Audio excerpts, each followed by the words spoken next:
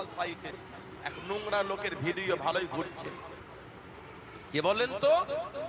বাংলাদেশ থেকে উঠে এসেছে, ওনার নাম হলো সরকার, বিজেপির একটা নেতা। কোন পার্টি করে ওটা আমার দেখার বড় বিষয় না। ওনার ব্যক্তিগত স্বাধীনতা বিজেপি করে, আপনার স্বাধীনতা আপনি একটা করে, আরেকজনের স্বাধীনতা আরেকজন আরেকটা করে।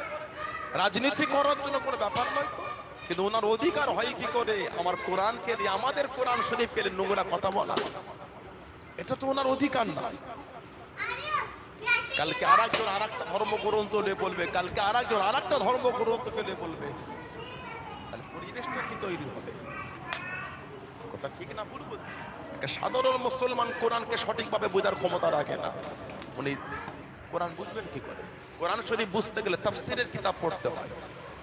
কোরআন শরীফ বুঝতে গেলে তাফসীরের কিতাব পড়তে হয়।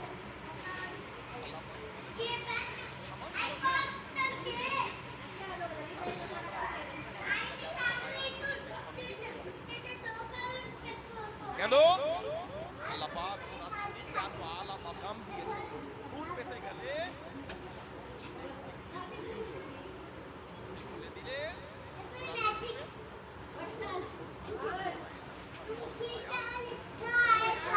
করে 5 নম্বর আয়াত আল্লাহ বলেছেন যেখানে তোমরা মুসলিম হবে সেখানে হত্যা করো।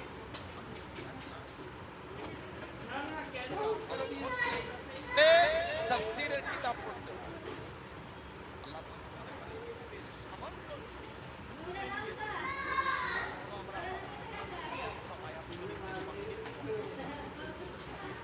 কেন?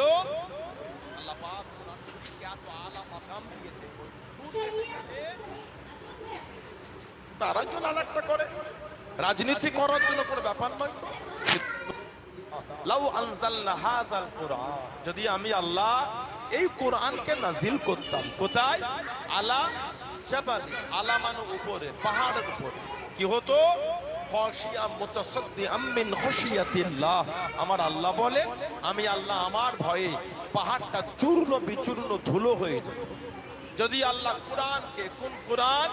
আল্লাহ পাক কোরআন শরীফে প্রথমে ২য় নম্বর সূরা সূরা বাকারায় আল্লাহ পাক বলেছেন যালিকাল কিতাব, ইয়ানি হাযাল কিতাব লা রাইবা ফীহি হুদাল লিল মুত্তাকিন। জলে বলুন না সুবহানাল্লাহ। আল্লাহ পাক বলেছেন যালিকাল কিতাব। আল্লাহ পাক এই আয়াত তখনই নাযিল করেছেন, এই আয়াত নাযিল করেছিল নবম আল্লাহ নবী সাল্লাল্লাহু বিশাল শরীর লাভ করেছেন 11 হিজরি রবিউল আউয়াল। আল্লাহ পাক এই আয়াত নাযিল করেছেন নবম করে মক্কা বিজয়ের পরে।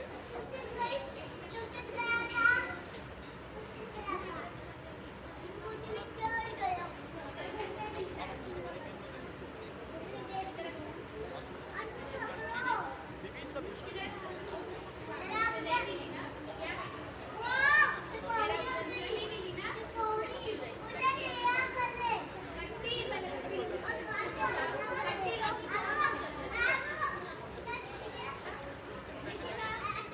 হালাল গরুর গোশত করে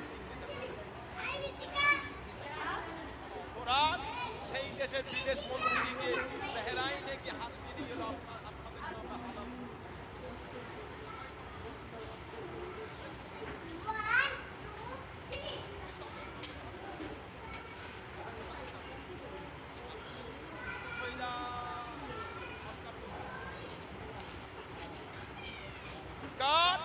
গরুর গোশত বিক্রি করলে দোষ হয় না। আপনি সাইডে যান, গুগলে গিয়ে লেখেন পৃথিবীর মানচিত্রে ভারতবর্ষ গরুর গোশত বিদেশি কত নম্বর র্যাঙ্ক।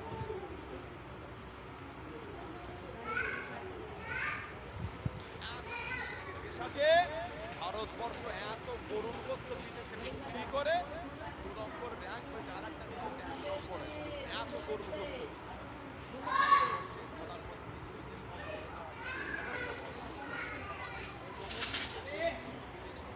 ওটা অন্যায় নয়, 1 কেজি মুসলমান গরুর গোশত কিনে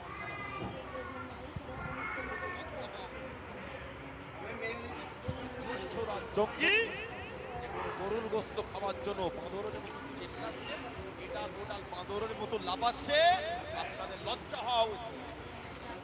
পৃথিবীর মানুষদের গরুর গোশত